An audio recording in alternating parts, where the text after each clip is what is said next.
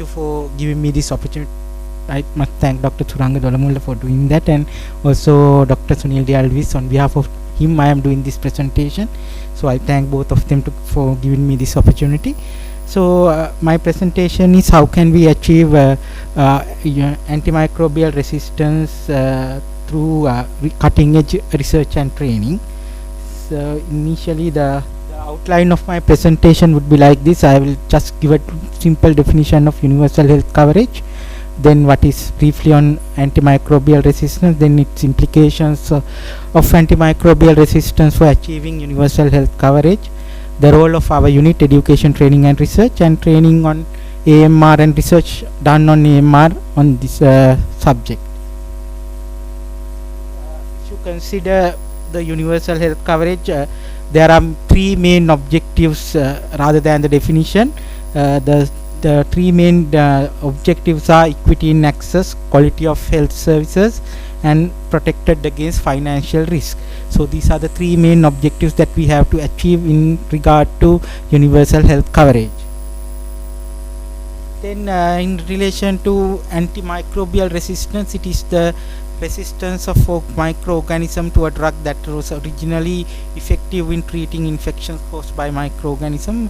The causes, according to this report, there are three main causes they have identified: overuse and misuse of antimicrobial medicines, improper infection control and prevention practices, non-adherence to treatment regimes. Implications, as Dr. Kushlani Jayatilaka mentioned, the financial burden of AMR is about 100 trillion, and global domestic product is estimated that reduced by 3.5% by 2050. The loss of life is at the current moment is about 700,000, and it is estimated that it will grow by up to 10 million by 2050. So therefore this is the model of UHC, so if you take the model of UHC, the main due to financial implications of AMR, there may be reduction in current pool funds, so all three dimensions might be reduced. So there is population covered may be reduced due to reduced current pool finances. Then there will be reduced cost sharing, and then there may be reduced service coverage also. So there is implications for UHC on by due to AMR is very high because of reduced financial implications, and also there is increased deaths which cause reduced quality of care. So quality and financial risk protection both are implicated by the due to AMR. So I would now like to go into the role of what is we are doing at education, training and research unit initially, and then I'll go into detail describe what will be the in training and research spheres what we have done so far up to now. So education, training and research unit is the focal point for providing technical guidance related to training and also coordinating basic training programs for all staff categories except for medical officers and dental officers. For that we have 18 nurses training schools, 16 PSM, the professional supplementary to medicine and paramedical training schools with 18 training programs, and 8 regional training centers. Additionally, we are responsible for capacity building of health workforce through post-basic, induction and in-service training program. Additionally, we are coordinating with national and international institutions based training program for benefit of the healthcare workforce in this country. So this is the organization structure. So as I have mentioned, the technical supervision of 18 nurses training schools, 16 allied health training schools and 8 regional training centers are under our unit. Then additionally to that, the one most important aspect in relation to antimicrobial resistance is the Medical Research Institute, and it is also under DGG ET&R and also the National Institute of Health Sciences. So main categories involved with antimicrobial resistance are highlighted here: the nursing officers, medical laboratory technologists, pharmacists, public health midwives and public health laboratory technicians. All these 5 categories mainly are trained by our unit, and additional to that main other category contributed to is the medical officer. So almost 5 categories are trained by, the training is coordinated by Education, Training and Research Unit. So in relation to training, the newest concept in relation to training is that we have to recognize the core competencies. The core competencies on prevention of antimicrobial resistance. I just used this model to explain that there is a susceptible pathogen and it causes infection. So we need to have skills, knowledge, skills and attitudes relation to the competencies related to prevention of infection. Then infection will lead to the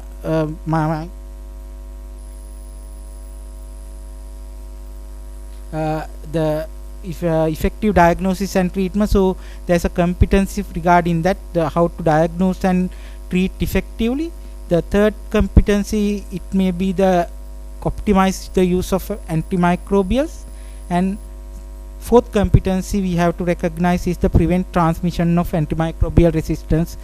So those are the 4 competencies that in relation to training and training on antimicrobial resistance.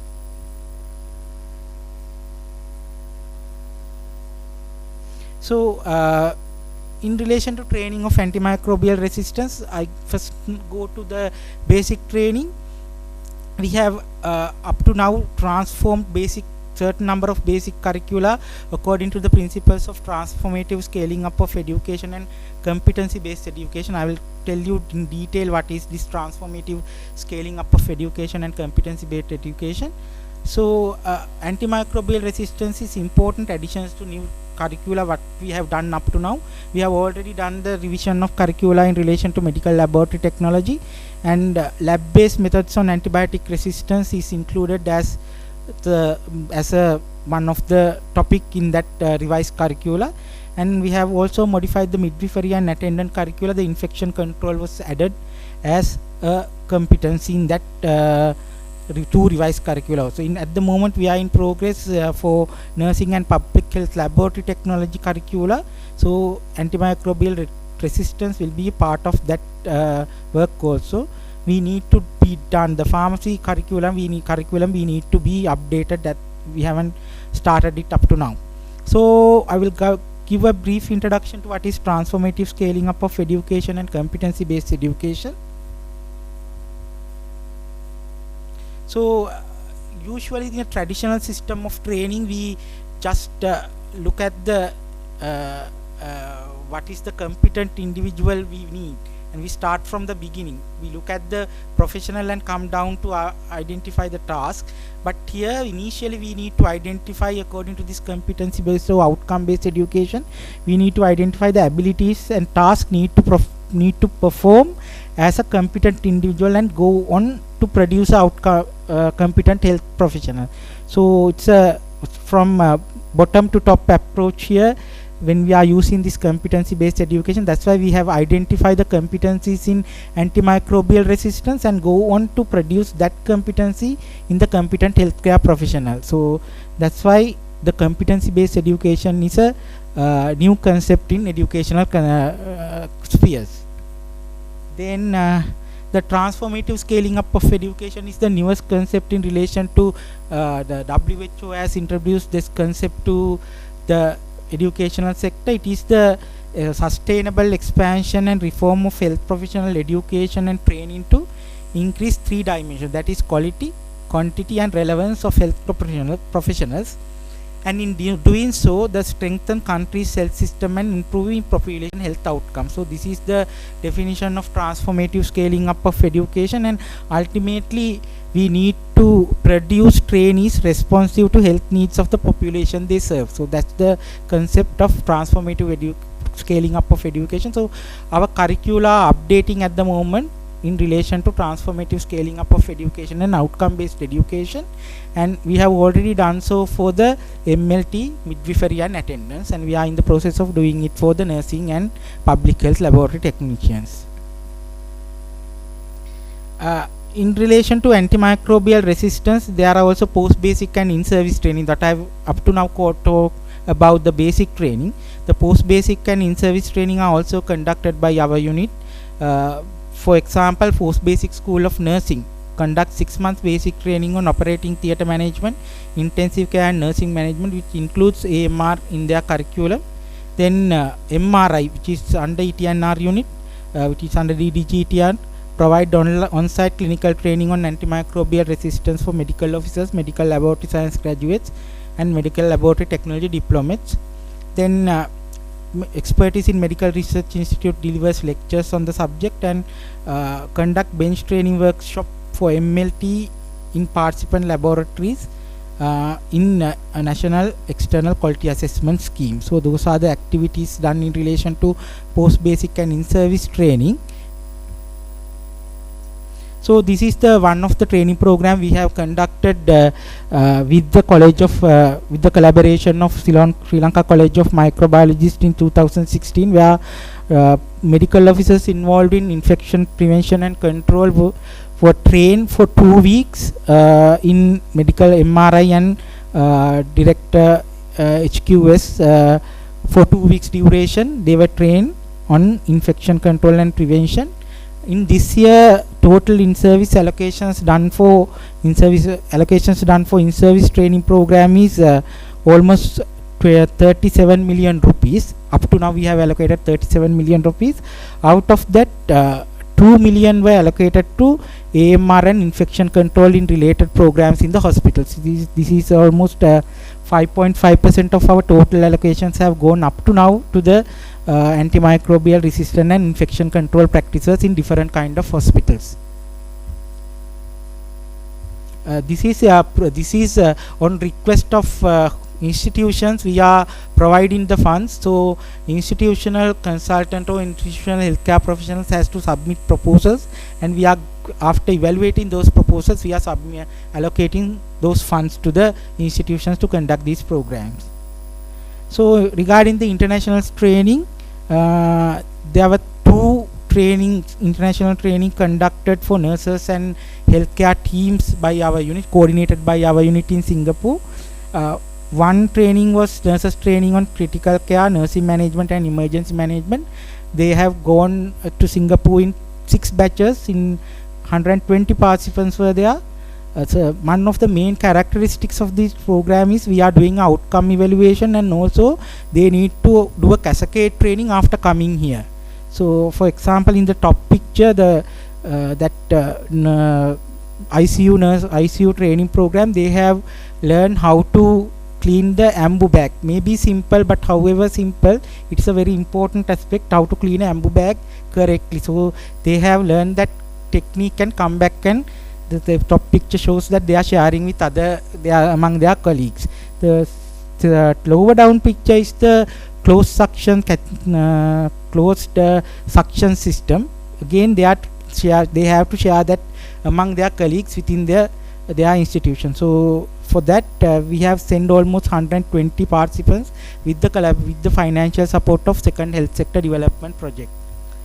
Then for the other program, healthcare leadership training on hospital and quality management, we have sent 76 participants in 12 teams.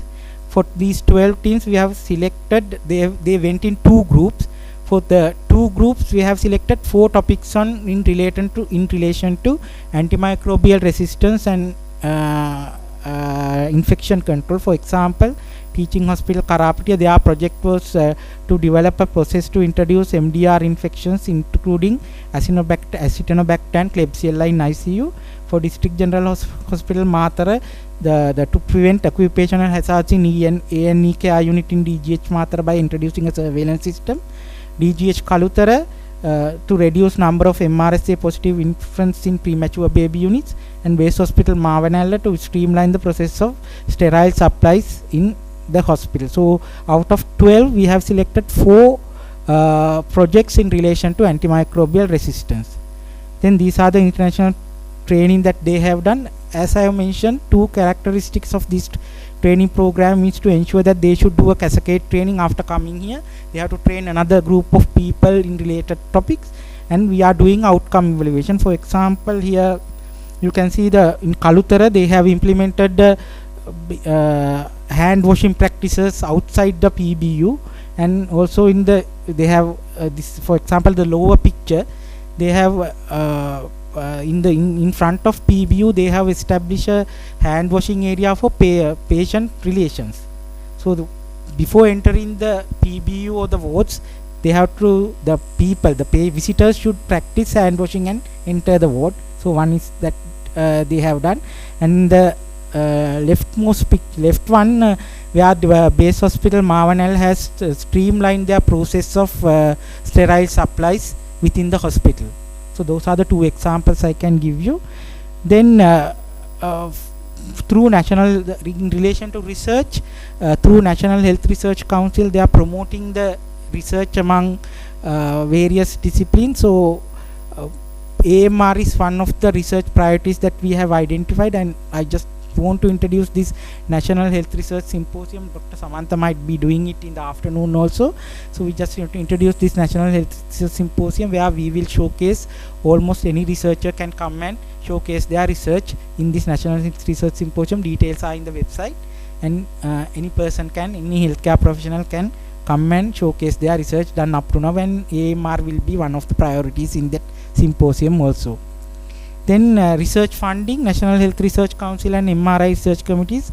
MRIs, both of them have funded these 4 projects. I am not going to give the details of this each one. So research funding is available from National Health Research Council and MRI research committee. The 4 research up to now have, in relation to antimicrobial resistance, we have funded the researchers. Then MRI research committees provide knowledge and financial support to develop and continue research in following areas, with MRSA and so on. The long list is there. So research on antimicrobial resistance, the MRI is promoting the research funding. Then MRI is one of the member of National Antimicrobial Resistance Surveillance Team of Ministry of Health, and through that also they are encouraging surveillance and research in antimicrobial resistance. So as I think Dr. Benragam mentioned, there were 25 classes of antimicrobials in 60 years, from 1928, from discovery of penicillin, but none since 1987. So we have to, this is one of the advertisement in early 1944, where when penicillin was introduced. So thanks to penicillin, he will come home. So one of the advertisement that was in the at that time. So we have to be really cautious, because there is no antibiotics since 1987. So that's why we are promoting training and research in these spheres through education, training and research unit. Thank you.